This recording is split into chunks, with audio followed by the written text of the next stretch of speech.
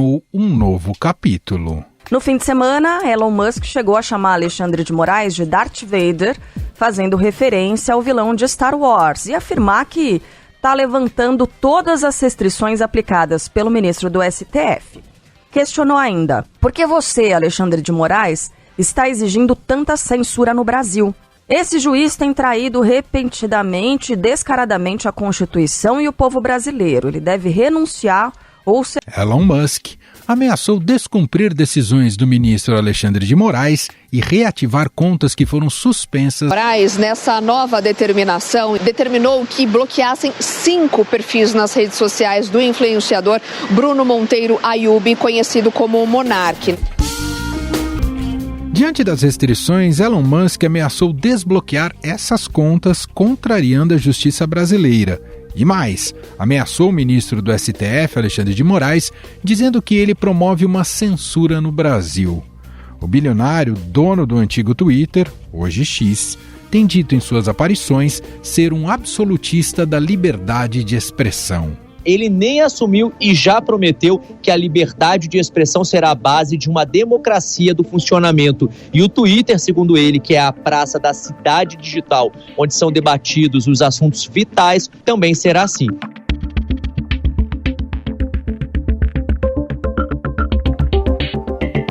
A X-Corp, empresa que controla a rede social, se manifestou em seguida dizendo que foi forçada por decisões judiciais a bloquear contas no Brasil. O deputado Eduardo Bolsonaro comunicou que vai pedir uma audiência na Comissão de Relações Exteriores da Câmara para discutir o Twitter Files Brasil. O caso se refere a uma série de e-mails publicados pelo jornalista norte-americano Michael Shellenberger, acusando Moraes e o TSE de exigirem ilegalmente a remoção de publicações do antigo Twitter. É uma coisa mais séria e mais como uma ditadura, porque em outras partes do mundo havia mais uma burocracia que demanda a censura. Mas aqui é uma pessoa, e só o TSE. Então me dá muito medo e eu sinto muito raiva por o povo do Brasil a ver o que está acontecendo aqui. Por causa das acusações e da ameaça de descumprimento das decisões judiciais brasileiras, o ministro Alexandre de Moraes incluiu Elon Musk como investigado no inquérito das milícias digitais. Moraes citou uma suposta instrumentalização criminosa do X, o antigo Twitter, por Musk. Moraes também determinou que a rede social X se abstenha de desobedecer qualquer ordem judicial já emanada, inclusive realizar qualquer reativação de perfil, cujo bloqueio foi determinado por essa Suprema Corte. Também ordenou a abertura de inquérito à parte sobre o empresário por suposta obstrução de justiça, inclusive em organização criminosa e incitação ao crime.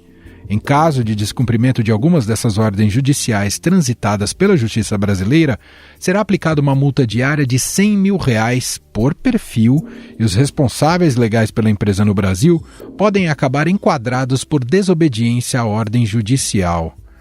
Ainda segundo o ministro, a conduta da plataforma configura em tese abuso de poder econômico por tentar impactar de maneira ilegal a opinião pública. Alexandre de Moraes ainda frisou que após o 8 de janeiro foi realizada uma reunião no TSE com os representantes das principais redes sociais usadas no país, inclusive o antigo Twitter. Aqui no Brasil, o corregedor do Tribunal Superior Eleitoral se reuniu com representantes das gigantes de tecnologia. Em pauta, os bloqueios dos repasses financeiros dos perfis investigados por supostamente disseminar conteúdo falso. No encontro, foi debatida a necessidade da constituição de um grupo de trabalho para a apresentação de propostas de autorregulação e regulamentação legislativa. O caso fez com que governistas ressuscitassem o debate sobre o projeto de lei das fake news.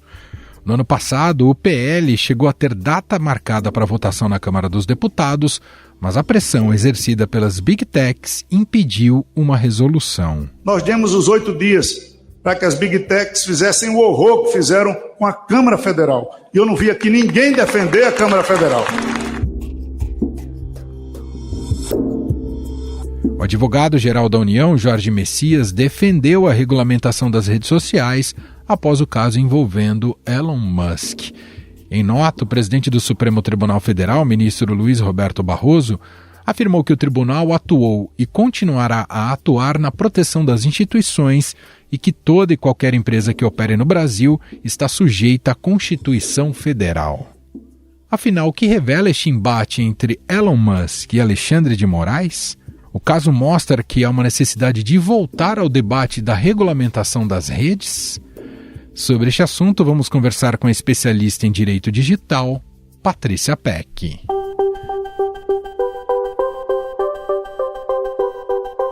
Olá, Patrícia, seja bem-vinda, tudo bem?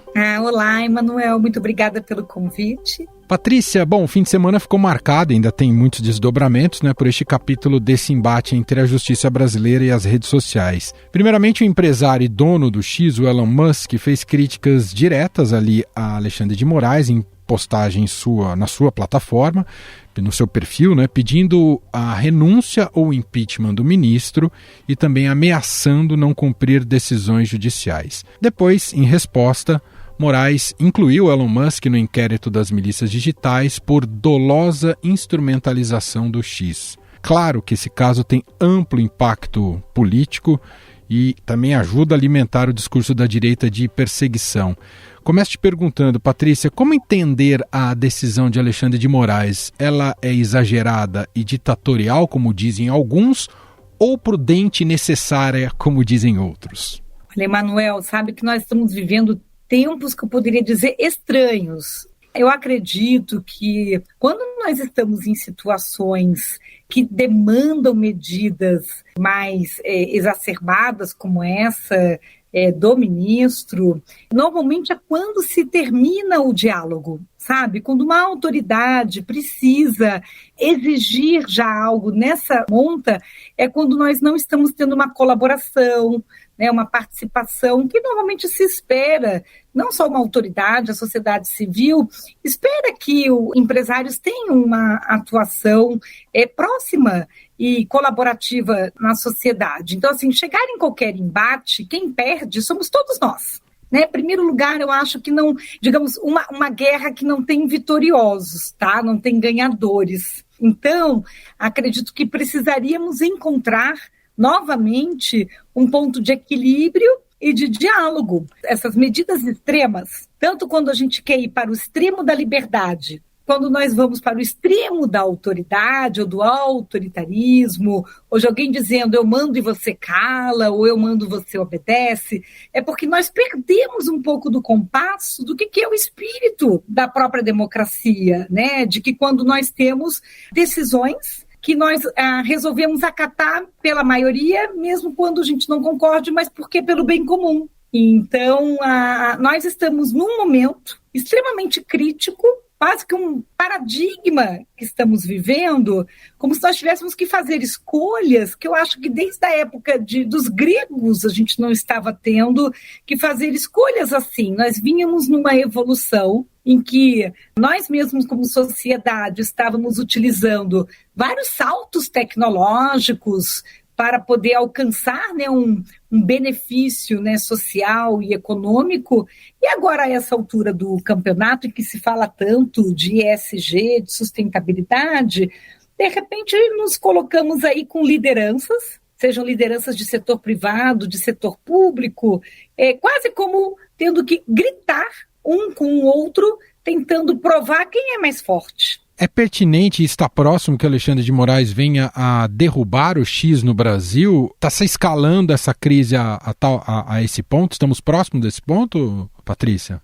Bem, Manuel, eu gosto de acreditar que não. Mas, historicamente falando, o ministro Alexandre de Moraes é uma pessoa que normalmente não tem o condão de ameaçar e não cumprir. O que eu estou querendo dizer é que ele tende a ser uma pessoa de realizar o que está falando. Então, para chegar nesse ponto, é porque provavelmente outras medidas não foram bem sucedidas, né? Então, nós estamos aumentando a temperatura. Seria muito importante, se nós estivéssemos dentro de uma situação do direito internacional, nós iríamos chamar um mediador para apaziguar ânimos, dizer, gente, por favor, né? Não vamos brigar, vamos, né, achar uma solução adequada para todos. Mas aqui, como estamos pensando que existe um desafio do lado privado, do lado empresarial, quando você diz, não vou acatar uma ordem de uma autoridade, não vou seguir a lei de um país, isso é um tipo de linha de narrativa que também não devia se ir por aí. Ou seja, não é só uma questão do X, é uma questão de que mensagem eu passo para todos. Se o Brasil, como país, como democracia, disser que tudo bem não respeitar a lei brasileira, se a gente tolerar que um empresário estrangeiro diga que não vai ou que não está nem aí para as nossas leis e para nossas autoridades, eu acho que o brasileiro merece mais respeito. Nós merecemos isso como país que somos, como nação que somos, sem querer entrar no mérito de se alguém está certo ou de se alguém está errado, sabe? Esse tipo de discurso, ele é tão ultrapassado, ele é tão démodé, e eu acho que ele é um desrespeito, por mais que se queira confrontar a pessoa de um ministro, ele não é uma pessoa física, ele é uma instituição. Então, eu acho que a gente tem que lembrar que no Brasil nós colocamos pessoas em cargos que representam o Brasil, representam o país. Então, nós como brasileiros, até pensando em cidadania, nós não devíamos tolerar qualquer empresa, qualquer entidade que não queira respeitar nossas leis, nossa democracia, nossos cidadãos, porque depois daquela pessoa física ali, ela é vulnerável. Qual é a condição que ela tem para conseguir negociar qualquer coisa, considerando o poderio econômico de uma empresa como a X, entende?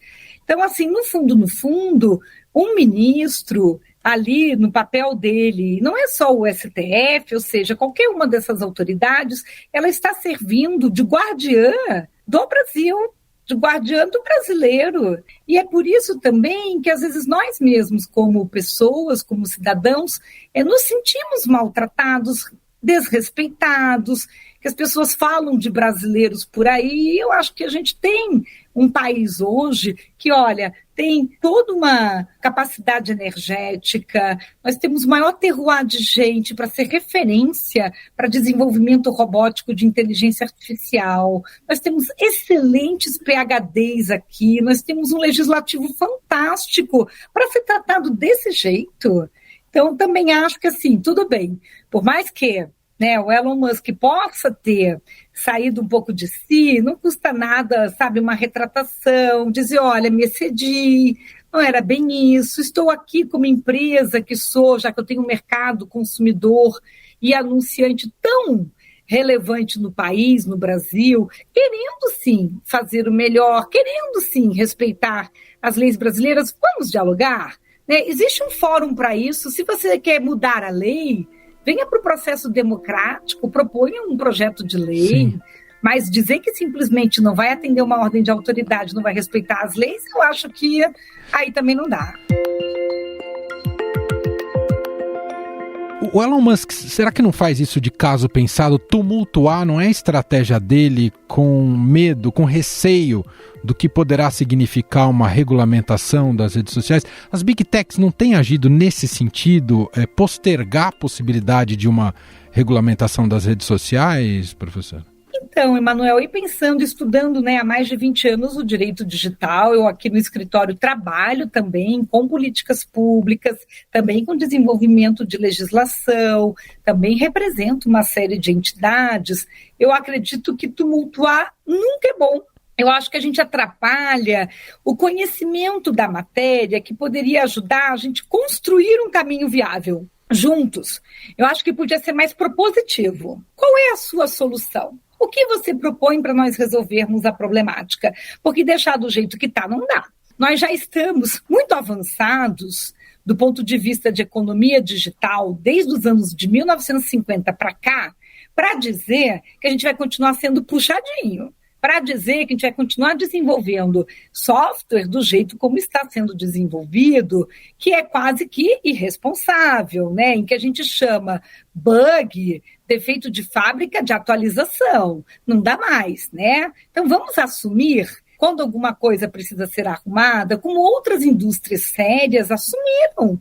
Várias indústrias pagam o preço da conformidade, pagam o preço de atender bem um cliente, um consumidor, né? Porque sai caro respeitar as leis, não é barato, não é verdade? Então, assim, é lógico que todo mundo gosta de mostrar, né, que tem uma boa imagem, uma boa reputação, mas vamos fazer isso de verdade, como a indústria do automóvel que se preocupa até hoje, né, em atender regras e regulamentação, como temos toda uma indústria regulamentada que é farmacêutica, como fizemos isso até com a indústria tabagista, quer dizer, nós temos nossos ciclos de booms econômicos, de novas indústrias surgindo, e aí acho que agora chegou a hora, depois de toda a evolução e o progresso da indústria digital, dela vir para uma regulamentação que podia ser proposta até por ela, uma autorregulamentação mais participativa, do que ficar nadando contra a maré. Não existe receita sem risco, sem regulamentação e responsabilidade. Quando a gente pergunta hoje para as pessoas o que é mais necessário na sua vida quando você acorda, as pessoas vão responder: a internet, o celular. Mas, por exemplo, telecomunicações é regulado, mas a camada de aplicação digital e das plataformas não é. Então, a gente fica com um problema de balanceamento. Instituição financeira, banco, é regulado, mas as plataformas não é.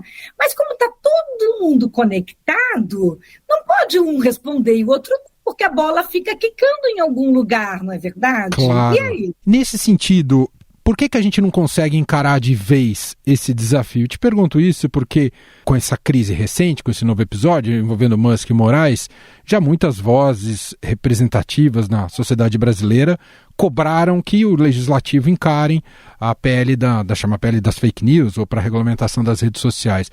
Porém, caminhar para uma regulamentação que não seja boa, acho que não pode ser bom para o país também. Há uma dificuldade justamente em entender qual deve ser essa equalização. A gente não tem, no fundo, consenso sobre isso. Qual que é a sua visão, Patrícia? Eu acredito, Emanuel, que assim, sabe, às vezes, quando nós ficamos tentando remendar, é mais difícil do que, às vezes, até a gente colocar de novo um papel em branco na mesa e falar assim, vamos lá, qual que é o nosso mínimo denominador comum? O que é o mínimo necessário que nós conseguimos concordar? Vamos concordar em discordar, o que a gente concorda? Isso também vem muito no direito dos tratados internacionais. Talvez nós tivéssemos sim já encarar que a internet é um território internacional há muito tempo e algumas melhores práticas, até de negociação, vêm do direito dos tratados.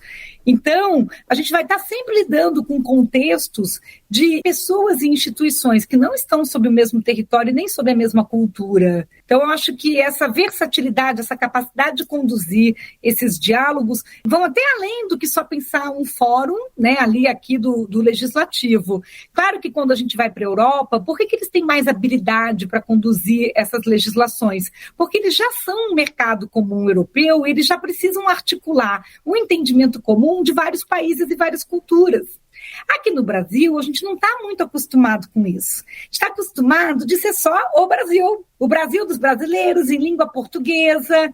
Então, às vezes a gente não consegue se colocar no lugar do outro, da outra cultura, do outro país. Então, talvez o que a gente mais pudesse emprestar do que a Europa sabe fazer não é a lei europeia em si, porque a gente tem que poder tropicalizar, poder botar do jeito nosso aqui do Brasil, mas é o how to do, que é entender que não é mais algo fechado só do Brasil, porque o Brasil tem mania de fazer uma coisa só do Brasil para o Brasil, parecendo que nem tem nossos vizinhos aqui da América Latina, né? Então, assim, sabe, a gente já tem hoje um usuário de internet que navega numa internet internacional 24/7, empresários que também estão aí, o fluxo de dados é internacional. Então, se a gente já pensar, né, como acontece lá no Parlamento Europeu, que a gente vai ter que consensuar pensando que existe visões distintas, empresários de culturas distintas, de países distintos, em fuso horários distintos, tudo isso, vai sair uma legislação muito boa no Brasil.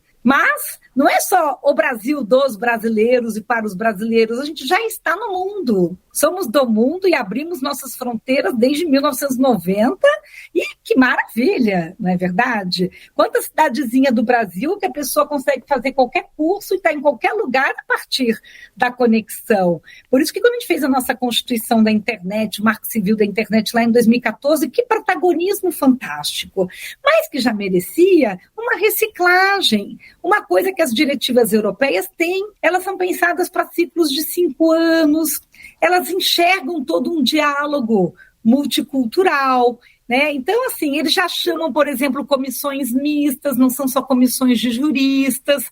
Então, acho que a gente podia pegar um pouco mais desse ferramental e utilizar isso. Então, poxa, já pegamos uma lei que era só de fake news, estamos tentando adaptar para outra coisa. Então, fica assim, puxadinho daqui, puxadinho dali.